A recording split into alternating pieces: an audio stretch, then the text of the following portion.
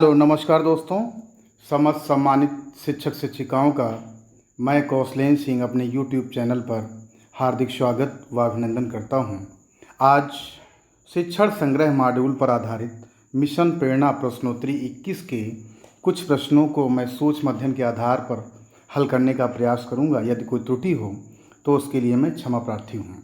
सबसे पहले जो आपके स्क्रीन पर जो पहला प्रश्न यहाँ दिख रहा है, क्वेश्चन नंबर 1, यहाँ पर पहला प्रश्न है कि बच्चे के ऊपर हाथ रखते ही बच्चा आंख बंद कर लेगा और पूछे गए प्रश्नों का उत्तर देगा।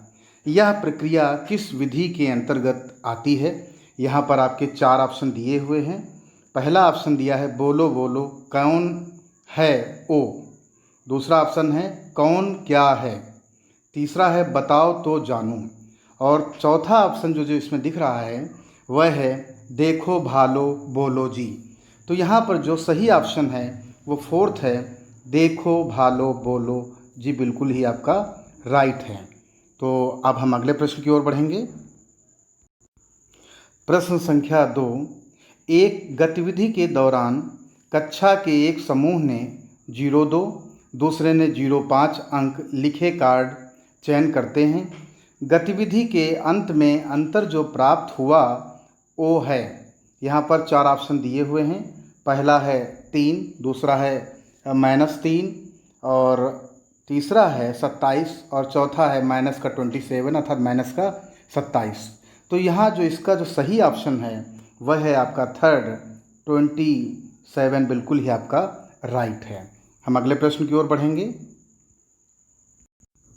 क्वेश्चन संख्या 3, प्राथमिक स्तर के लिए 2 शिक्षक आधारित समय सारणी में कक्षा 3, 4 व 5 में T1 का कालांश 6 होगा। यहाँ पर देखिए 4 ऑप्शन दिए हुए हैं। पहला है अंग्रेजी पाठ्य पुस्तक का प्रयोग, दूसरा है ध्यानाकर्षण कक्षाएं और तीसरा है 1, 2 दोनों और चौथा है दोनों में से कोई नहीं। तो यहाँ जो सही ऑप्शन है वह है आपका कि दोनों में से कोई नहीं, 4th ऑप्शन बिल्कुल ही आपका राइट है। हम अगले प्रश्न की ओर बढ़ेंगे। प्रश्न संख्या 4, राष्ट्रीय पाठचर्या की रूपरेखा 2005 अर्थात NCF 2005 में निहित सिद्धांतों में सम्मिलित है। एक से अधिक यहाँ विकल्प चुन सकते हैं। यहाँ पर आपके 4 ऑप्शन दिए हुए हैं। पहला ऑप्शन जो दिया है ज्ञान को स्कूल के बाहरी जीवन से जोड़ना, दूसरा है पढ़ाई रटन प्रणाली से मुक्त हो, तीसरा है परीक्षा को अपेक्षाकृत अधिक लचीला बनाना और कक्षा की गतिविधियों से जोड़ना, और चौथा है एक ऐसी पहचान का विकास जिसमें प्रजातांत्रिक राज्य व्यवस्था के अंतर्गत राष्ट्रीय चुनावों में प्रतिभाग कर सकें। तो यहाँ पर जो है पहला ऑप्शन बिल्कुल ही सही है, क्योंकि पहले ही इसमें लिखा है कि हम यहाँ पर एक से अधिक ही विकल्प चुन सकते हैं। तो पहला भी बिल्कुल सही है विकल्प, ज्ञान को स्कूल के बाहरी जीवन से जोड़ना। दूसरा है जो NCF का उद्देश्य है वह है पढ़ाई रटन प्रणाली से मुक्त हो, और जो तीसरा है ऑप्शन वो भी बिल्कुल सही है, परीक्षा को अपेक्षाकृत अधिक लचीला बनाना और कक्षा की गतिविधियों से जोड़ना, बिल्कुल ही आपका राइट है। प्रश्न संख्या 5 जैसा आपके सामने स्क्रीन पर है, यहाँ पर प्रश्न संख्या 5 जो है निःशुल्क एवं अनिवार्य बाल शिक्षा अधिनियम भारत के राजपत्र में कब प्रकाशित हुआ?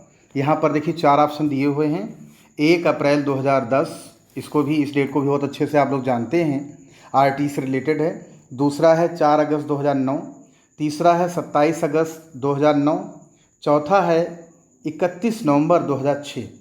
तो यहाँ पर जो गजट जो प्रकाशित हुआ वह जो है 27 अगस्त 2009 को प्रकाशित हुआ, बिल्कुल ही सही है। और जो RT जो लागू हुआ वह है 1 अप्रैल 2010। दोनों ही बातें आपको ध्यान रखनी होंगी। प्रश्न संख्या 6, मिशन प्रेरणा के तहत संचालित ई पाठशाला की वेबसाइट है। यहाँ पर 4 ऑप्शन दिए हुए हैं। www.epathshala.nic.in पहला ऑप्शन है, दूसरा है www.epathshala.nic.in, तीसरा ऑप्शन है www.epathshala in। देखिए जो थर्ड है इसमें जो ई पाठशाला लिखा है तो यहाँ पर SHALA ये नहीं लिखा, SALA लिखा है। और चौथा जो लिखा है www यहाँ पर ई कैपिटल लिखा हुआ ई पाठशाला .nic.in। तो इसमें जो सही ऑप्शन है जो वो है पहला ऑप्शन www.epathshala.nic.in, बिल्कुल ही राइट वेबसाइट है। अगला प्रश्न, प्रश्न संख्या 7, ह्यूमन राइट्स डे कब मनाया जाता है? यहाँ पर भी आपके सामने चार ऑप्शन दिए हुए हैं। बहुत ही फेमस खासकर डे ये है, खासकर ह्यूमन राइट्स से रिलेटेड। तो इसको जो है 1215 से हम इसको मना रहे हैं, मैग्ना कार्टा से रिलेटेड है ये। तो पहला है जो है 10 दिसंबर, दूसरा है 16 अक्टूबर, तीसरा है 11 जुलाई और चौथा है जुलाई 7, तो और अप्रैल भी इसमें दिया हुआ है। तो इसमें जो सही ऑप्शन है वह है 10 दिसंबर, बिल्कुल ही आपका राइट है, क्योंकि द्वितीय विश्व युद्ध के बाद ये महसूस किया जाने लगा कि नहीं जो है हमें ह्यूमन राइट्स डे भी मनाया जाना चाहिए। अगले प्रश्न की ओर बढ़ते हैं। प्रश्न संख्या 8, एक ऐसा हेल्पलाइन नंबर कौन सा है जिसमें फायर, पुलिस, फायर ब्रिगेड व वुमेन हेल्पलाइन तीनों से संपर्क करने के लिए एक जगह रहते हुए सहायता मांगी जा सकती है? यहाँ पर 4 ऑप्शन दिए हुए हैं। पहला है 100 नंबर, 100 नंबर, दूसरा है 101 नंबर और तीसरा है 101 नंबर, तीसरा है 112 नंबर और चौथा है 1098 नंबर। तो यहाँ पर जो बिल्कुल सही ऑप्शन है वो जो थर्ड है 112 नंबर अब हो गया है। पहले 100 था, अब जो है 112 नंबर हो गया, बिल्कुल ही आपका राइट आंसर है।